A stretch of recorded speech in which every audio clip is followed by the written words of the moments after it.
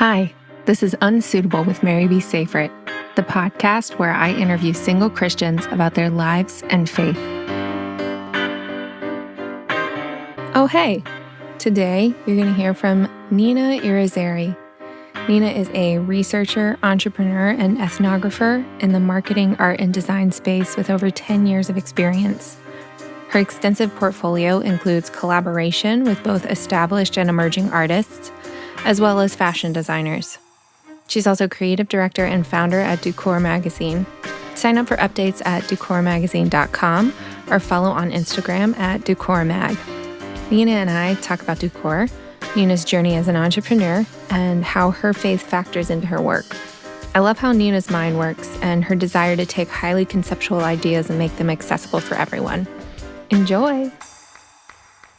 Hi, Nina. Hi, Mary B. Thank you for being here. Thank you so much for having me. I appreciate your time. Yeah, absolutely. I don't know if you're used to working late. It is currently, for those of you listening, it is currently 8 p.m. on a Friday evening. So I'm super grateful that you're here. But as you are an entrepreneur, I'm sure you are not a stranger to odd working hours. Yes, and it seems like lately I've been putting the midnight oil with different project proposals, competitions, and applications. So, yeah. Yeah, absolutely. As we're both entrepreneurs, is that what brought you to the city initially? Yeah, so I actually grew up in New York State, and when I was a bit in my teens, I would come to the city often for different performances, performance practice, but I moved back to the city in 2016 to pursue my creative project, Coeur magazine, as well as creative growth. I temporarily was living in North Carolina just as a change of pace for a couple months, but I made the move to New York City in 2016 to pursue my creative pursuits. Okay, nice. I'm actually from North Carolina, so nice. I know what a change of pace that is from New York. So you moved back to the city to pursue your creative pursuits. LOL. You moved back here to pursue creative arts. Yes. Can you tell me a little bit about, your project and your business? What led you to start it? What's it all about? Sure. The project / business is an arts-based business, and it's called Coeur magazine. And I started it. I was actually I started wanting to create something like this when I was in university. Actually, I remember just being in lectures and just hearing really kind of complex theory, critical theory, and I had a background in fashion and visual creativity. And I just kind of would be thinking of visual ideas as the professor would be kind of unpacking these really dense topics. And I was like, you know what, I would love to kind of explore what that means. And at that point, I was like, you know what, I would love to, do something like that. And I had the opportunity to work on a magazine for, I think we did 3 issues in a year. It was a seasonal, 3 or 4. And then from then on, I realized I had like a different aesthetic and mission. There was an element of like social impact and kind of creating dialogues with different types of artists, some that were marginalized, and kind of letting their voice be heard and their stories be heard. And so I decided to start Coeur just out of just focusing on that and that purity, and really wanting to have the spectator kind of understand the creative process as well, and what the artist's motivation, and to really draw them into their inspiration in a unique way. Yeah. So the lecture you were in, where you were hearing all of these complex ideas, was that an arts lecture? Was it an art class? No, it wasn't. It was a critical theory class. Okay. And we were talking about just different social theorists. Okay. I think like Theodore Adorno. He was someone we heavily focused on.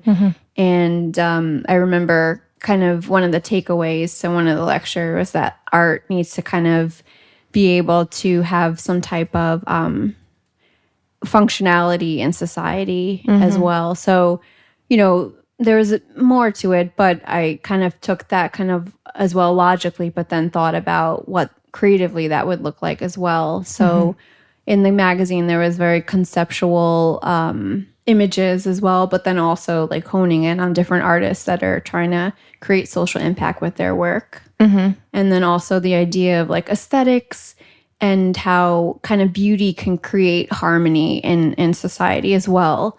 Yeah, so kind of honing in on those different ideas and figuring out what that kind of looks like in modern day. Yeah, that sounds really interesting, and also like very like high level conceptual thinking that you are able to bring into a format that is accessible for, as you say, the spectator or the viewer. That's what it seems like. Yes, I just want to make it very accessible. And you know, sometimes we're drawing in fashion as well, and we don't always think of fashion as like high art, you know. So it's nice to be able to put that in as well. Yeah. So it seems like there's a few different visual components, like I would imagine photography, but also is there like painting and that sort of visual art that you're featuring as well? Yeah, so there's painters. We've even, in the pilot, we had featured street artists. Okay. And it was interesting because one of the photo shoots, we were juxtaposing actually ballet and street art. And we were kind of figuring out, like, you know, elevating graffiti, you know, into like a high form, utilizing dance, which is ballet, which is considered, you know, a high form of art. So we're just kind of also playing with like power dynamics, you know, and elevating certain disciplines into, and in turn as well, like the conversations that these art forms are having, like bringing them into a different you know, institution as well. Yeah. Do you, is there a story component as well, like a written word component in the magazine also? Oh, yes. Then there are a lot of times there's articles related to the spreads, as well as interviews. We interview artists and we do different things like that. Photo shoots. We also are trying to, and we're hoping in the future to do informal and formal conversations, you know, teaching workshops from the artists themselves. Yeah. As well as being able to have curated exhibits too. Yeah. And you said there's a social impact element and an emphasis on the voices of people in marginalized communities. Yes, as well as people that are not necessarily marginalized. So we're kind of like bridging the two groups of people. I see. To create inclusivity. Awesome. Yeah, there's obviously a ton of really amazing things about being an entrepreneur, but there's definitely some challenges as well. Can you walk me through maybe one thing that's challenging and one thing that's really great for you about entrepreneurship?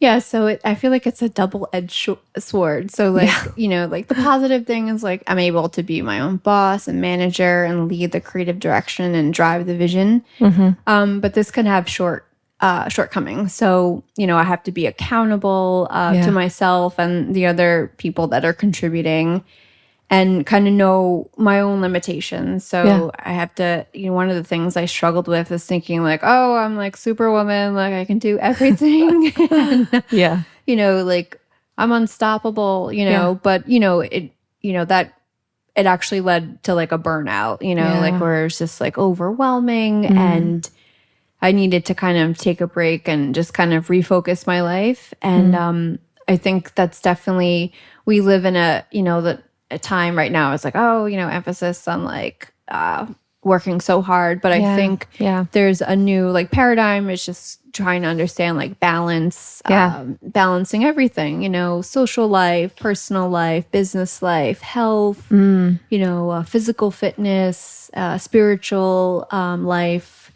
So I think, you know, that's being able to know the limitations and knowing when to also give, you know, what you're doing to another person that's more proficient, you know, of letting go of, you know, that type of, proficiency, like saying like, I just can't do this. I think that's, it takes being humble. So just kind of, knowing when to step back. And I think for me also knowing when I need to stop, like creatively, that's been a struggle too. Actually, recently I had seen an old, I guess when Harvard had first started, there was the original icon.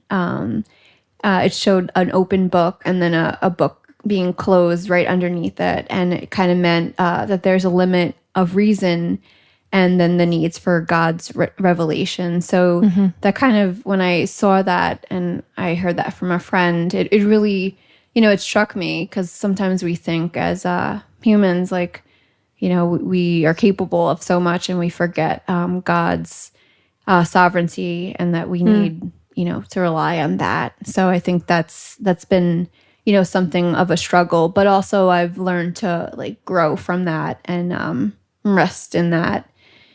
And I think at times, like just just knowing that I'm the face of the company, and feeling like inadequate at times, like, oh, I'm not smart enough, or not beautiful enough, or whatever.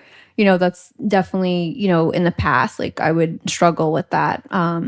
Just feeling confident in myself, but that's something to definitely, overcome. Yeah, for sure. Going back to what you said about limitations, I think it's such a huge thing to learn, and it's something that I'm currently learning in my own business. It's just like, I cannot do everything. And not only is that an okay thing, it's a good thing. Like I am limiting myself by not acknowledging my limitations. In fact, can you talk about a specific instance where you kind of butted up against that idea, butted up against your limitations, and had to kind of pass whatever you were doing off to somebody else, or bring in a collaboration, or just let it go? I think I can't think of an exact story, but something that struck in my mind that I would just be reminded of as I was working on the pilot was my grandmother. She actually didn't go to college, but she ended up being an associate director of Lincoln Hospital, and had, she was a very high position. And she once told me, like, oh, I can't do everything, but I have people, I know how to hire people that can do it. Yeah. So I think that kind of struck with me. It stuck with me, and it struck. Yeah. So there were times maybe I felt like I can do this. Maybe one particular time, my layout/art director, she basically went missing, and I tried to, finesse the project with graphic design, which I'm not proficient in, and I realized that I just could not do this, and so I reached out. Was trying to find other people. So that was definitely, a humbling experience where someone's like, no, this does not look good. Yeah. So, just learning to trust other people around you, and be accountable to others, that want the best for you.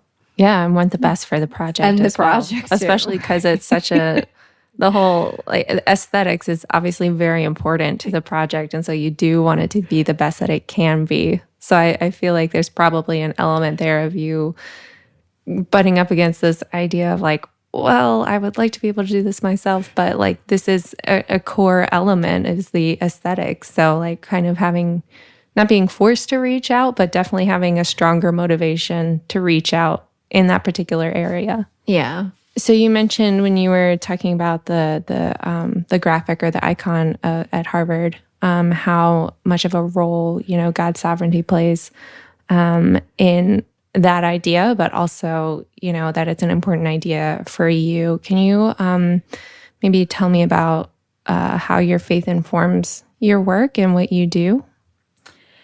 Yeah. So I think when I first started the project, it was really a testament, like, to my faith, especially just as I proceeded to move along with the project. I felt it was, my own cross to bear. And I would be reminded of that every day. Like, even though it was difficult, I would be reminded of, literally like the crucifixion, and just how sometimes struggle and birth, it requires just determination. And there's a lot of spiritual as well. There's spiritual undertones to the work. It's not blatantly Christian, but there's certain times where I am expressing elements of faith. Yeah. Especially one of the pieces that I wrote, it relates to a Chinese artist, Jiangzi, and his series of still lifes that kind of read as performances. And in the article that I had wrote that relates to that work, I kind of there's a part of it that I related to in the book of Daniel when Shadrach, Meshach, and Abednego they were entering the fiery furnace, and they were being tested of their faith. So I kind of challenge the reader to think about that. The series by Jiangzi is called Love Letters, and it features flowers on fire, which are doused with perfume prior to being ignited. And as I draw the reader into that, into those pieces, I just kind of I encourage them to kind of think about facing, that test of faith as well, and kind of experiencing flourishing and the perfume of God. And also, when I deal with my contributors and the people that we're featuring, I try to give them my utmost respect and just really honor their creative process. And it's such a labor of love for me to do that. And I believe that this attitude, it really expresses my faith and just shows honor to them and honor to their art. And I feel like it as well honors God because I'm very open that I'm Christian. So Yeah. I think that I can just, through my actions and compassion to the work or just to who they are and their stories just really kind of shine the light of God. Yeah, I to touch on an idea you talked about earlier, this idea of harmony through beauty. To me, it seems like a really, I don't know, somehow intrinsically honoring to God, because beauty is such a huge element of God's character, and harmony, even is an element of God's character as well. So I would imagine that there's, when I think about art of any kind, performance art, or, I am trained as a musician. So for me, it was always like, even if I'm not, overtly saying, Jesus died for your sins, like, and rose to new life, and, like overtly saying some of those things, there was a way to communicate the beauty and the light and the hope, just through the art being one, being excellent, but also, expressing that inexpressible element of beauty that we don't always like conceptually or intellectually understand, but we feel very deeply. Yeah, I mean that's beautifully said, and that's one of the main focuses also to really connect like heart to heart. Yeah. So that's one of the goals of the project. Yeah. And an exchangeable lens of and through the heart. The project is called Coeur, so it means literally of the heart in French. And so not only through kind of beautiful aesthetic, but also we're hoping to be able to create some type of literal like movement of the heart, for others through different stories, be able to be moved by that, as well as visually, just like you're saying, just really experience, the beauty and brilliance and peace of God. Yeah. Something else you mentioned that I want to touch on, you talked about the way that you treat the contributors, the way you interact with your contributors, and showing the utmost respect, and how that is very much informed by your faith. Can you talk a little bit about practically what that looks like honoring God in your business practices? Sure.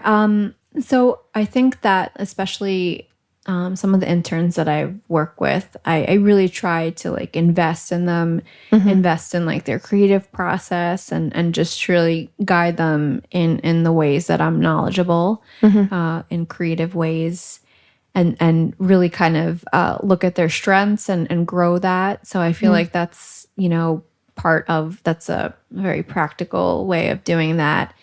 And then I have some training in ethnography, and just, when I interview the artists, like I really try to be sensitive to and meet them where they are at, and come face to face, not visually, but just in a heartfelt way. Yeah. Try to understand their story, and that's I guess the ethnographic and anthropological training that I kind of have from my undergraduate and doing those type of studies, and just really enter into that interview just with also a kind of a clean slate as well, and letting them speak, and letting them guide the narrative as well. Sometimes I do frame it a bit, and but really letting them give that space to tell the story, because that's really empowering. Being able to express who you are. Yeah, and for you to be able to meet them, is a very like Christ-like way to approach it, because Christ came to us. He was incarnate. He came to the world, lived in the world, lived in a human body. And the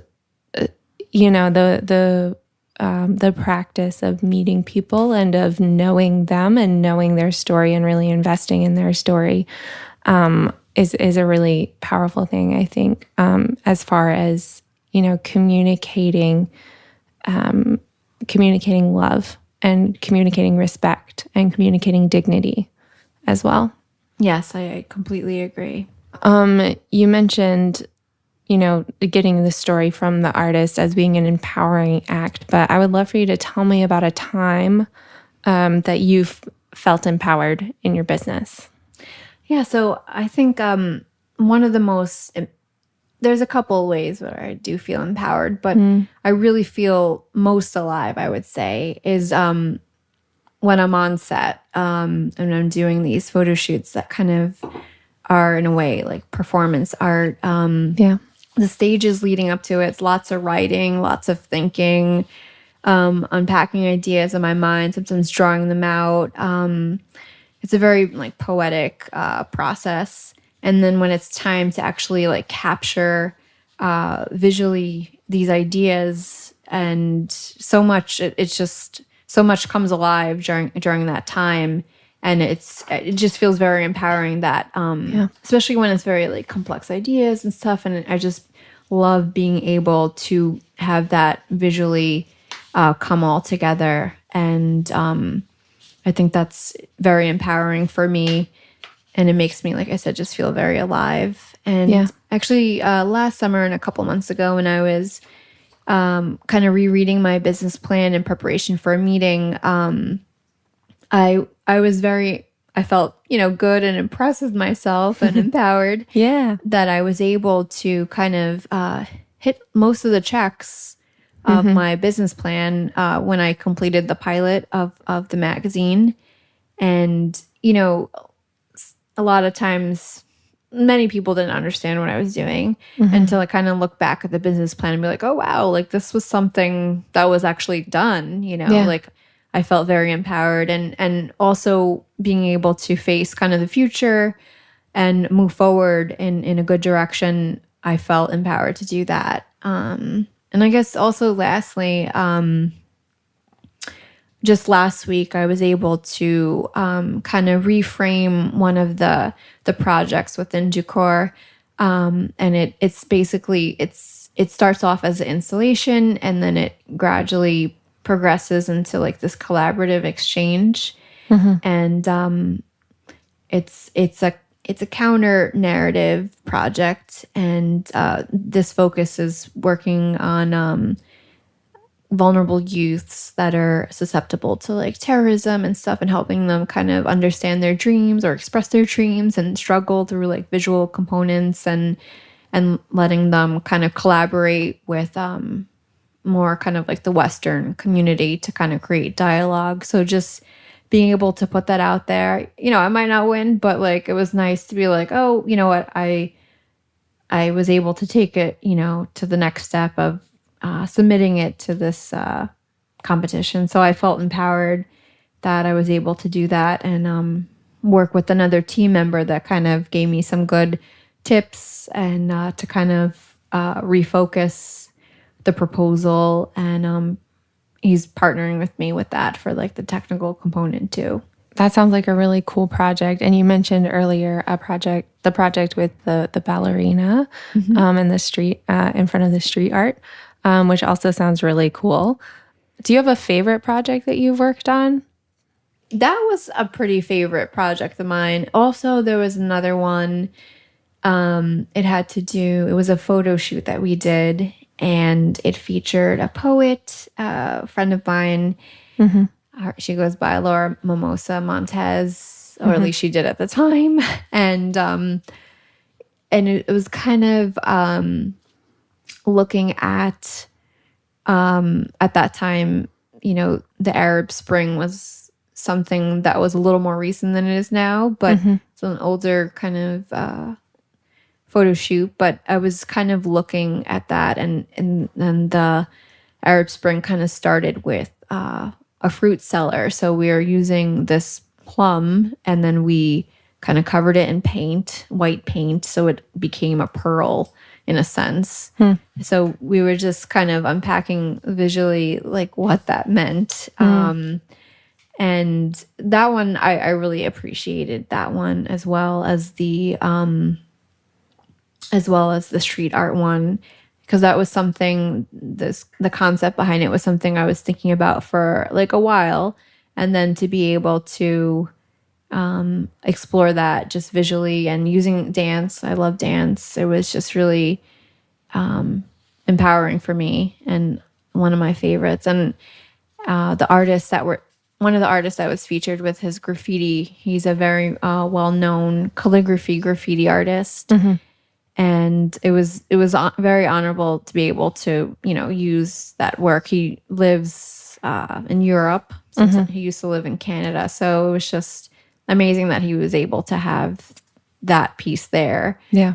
He's become very well known. I mean, he was well known then, but even more so now. Yeah. So it was great being able to kind of have that as a backdrop too.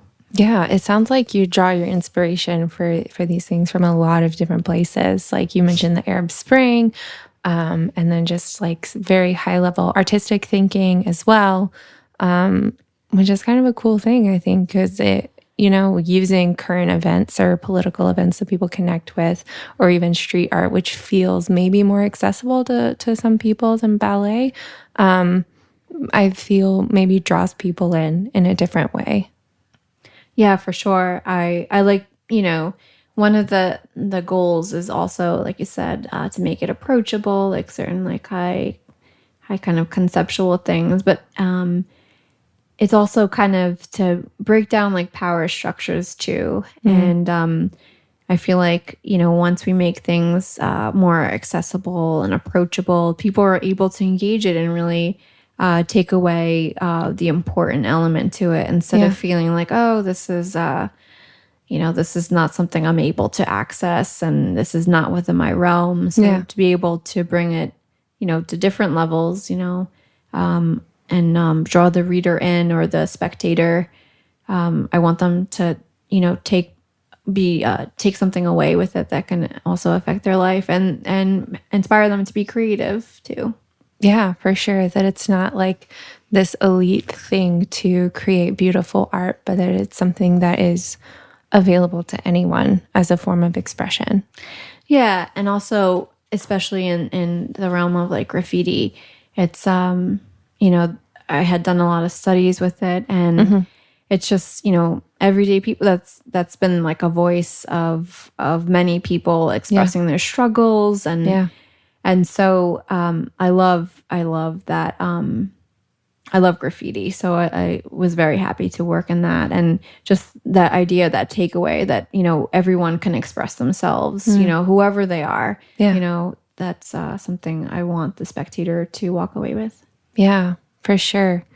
Yeah, you mentioned all of the background work that goes into it, into these shoots. And I can imagine that there's just so much that people looking at the finished product wouldn't necessarily be able to appreciate. Do you, in your process, how do you find community and people to, to do the work with you or to believe it, empower you by getting on board with your vision? Is that difficult for you to find, or has it been more organic? I think in the beginning, I had like a good network, but then I feel like in the middle of the game, I think that's, when it got a bit rough. Yeah. Especially back to your other question, I was my own boss. So like I, I was accountable to myself. Yeah. So I think during the middle of the project, after the actual starting point, I think that's when I got very lonely. Yeah. And, but I just persevered. And I think later down the line, when I took a break and just kind of reconnected with myself and refocus and just really honed in on balance, I actually realized I do have a finished product, and I'm kind of more balanced, more pulled together, and not kind of hyper focused. Yeah. Then I was able to kind of connect with other people in a way that was more organic. Yeah. And I think, things again have started to unfold in a great way, and lots of doors are opening. So I think it's been like a roller coaster. Yeah. There's ups and downs, but I think I'm much stronger than I was at certain points of the project. Yeah.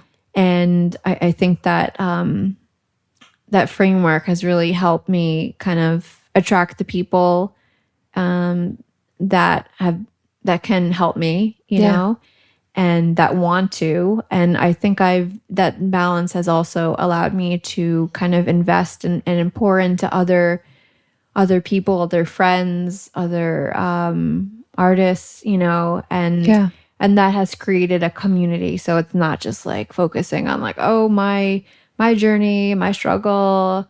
I think that I'm more cognizant of other people around me, and really wanting to be impactful too, and not just focusing on what the things that I need to do. And that's something I definitely struggled with, especially I think when I was trying to find like advertisers and just trying to meet with different people and not feeling adequate enough, like that I should be even in that room, Yeah. But I think perseverance was definitely key. And like just being able to like refocus and just know like deep inside like why you're doing the project. And I think like the balance has been very important, and just pressing into God, and during those times where it gets really hard. I mean, I remember maybe twice during the project when I was doing the pilot of fasting, like doing a very strong fast. I did an Esther fast for sure, which was no water, no food for 3 days. And I feel like God, blessed that. I don't necessarily advise everyone do that. I mean, I don't think I would do that again. But it was at that moment, I felt like that was something that just needed to be done. And I also feel like it's important definitely to be in community. I think I wasn't really necessarily deeply in community at certain points when I was doing my pilot. And I just, now understand the importance of community as well, because, support and also like, God shows up in that as well. Yeah. And we definitely need that, especially amongst our Christian brothers and sisters, for God to work through them and for us, to lend a hand.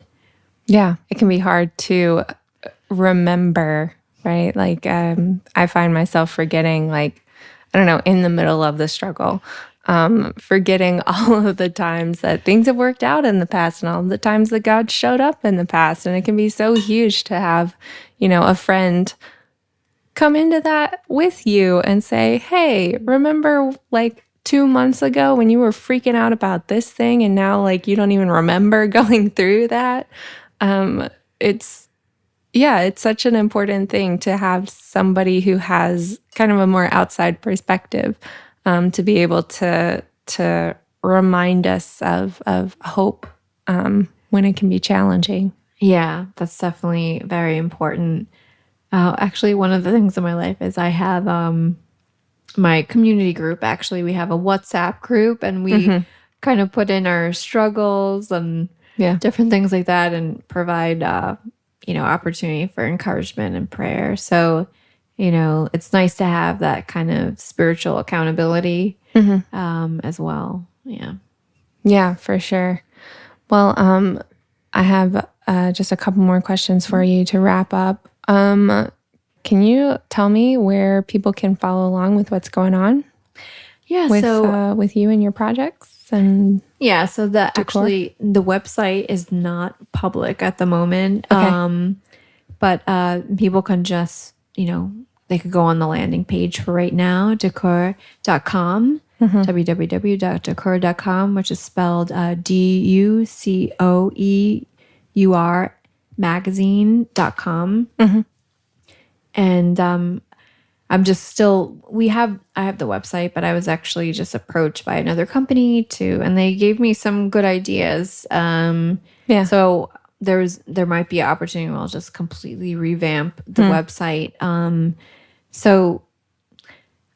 There's the opportunity on the splash page to sign up for the mailing list. So when everything is fully launched on there, then people can get updates. Yeah. We're also on Instagram. So Coeur Mag. So DUCOEURMAG on Instagram.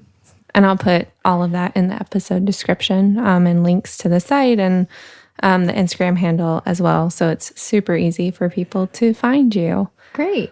So last but not least, will you tell me one thing that's hard right now and one thing that's great? So one thing that's hard, back to like limitations. I recently had an injury, and I'm kind of learning like the limitations of my physical body, which, like it's really humbled me. So I think that that's definitely something that's a little hard right now. Sometimes I'm just like, oh, like go person, and then like last night I was having, my body was like tremoring in a sense and very painful. So I just, have to learn to slow down. So in a way, it has been a blessing in some ways, but it's also been, a bit of a challenge as well. Yeah, for sure. And I guess also, also understanding limitations. I realize I need to be a better manager of my time and finances. Yes. Don't we all? Yeah. Oh, man. That hits home. I recently reached out to a potential accountability coach, and I'm thinking about working with her. Okay. And so that's something in the works. Although a friend of mine's like, oh, you should work. She went to Stanford, and she's like, you got to get a Stanford coach. So, I mean, I'm not sure. I'm still looking into that. I had a meeting with the accountability coach over the phone. So that's in the works. And then in terms of my finances, actually, someone that graduated from my alma mater purchase She reached out to me, who also she works in finance right now as a financial advisor. So that kind of, that came in at the right time. So we have a meeting next month, and she wants me to prepare with like, organizing my finances and like my expenses. And I was like, okay, this gives me a good opportunity to really hone in. Yeah. Yeah. I mean, I had purchased this kind of financial literacy program. I watched a couple of videos, but, back to the time management, sometimes, it's hard getting that in. So when you deal with a live person, I think sometimes I have found that that's just easier than someone that you just don't engage with, at all, except for through, a video that, it's not even like a Skype or something where you can talk to them. Right. So I'm grateful that at least, kind of being proactive in these things that are challenging. Yeah. Yeah. Awesome. Well, Nina, thank you so much for being here. Thank you so much, Mary B. Thanks to Nina for making the time. Again, you'll find links and info on where to follow Nina in the episode description. Thanks for listening. Hey, remember how I said this series would only have 3 interviews? Well, I have a bonus interview for you from a surprise guest. Her name is Petra Lewis, and I can't wait to share our conversation with y'all. Check back next week for the final interview of the season. Thoughts, comments, questions? Follow me on Instagram at maryb.safrit or head over to my website, marybsafrit.com, and drop me a line. Theme music is by Chad Rollinson and sound editing by Andrew Kim. Unsuitable with Mary B. Safrit is copyright 2019, Mary B. Safrit LLC, all rights reserved.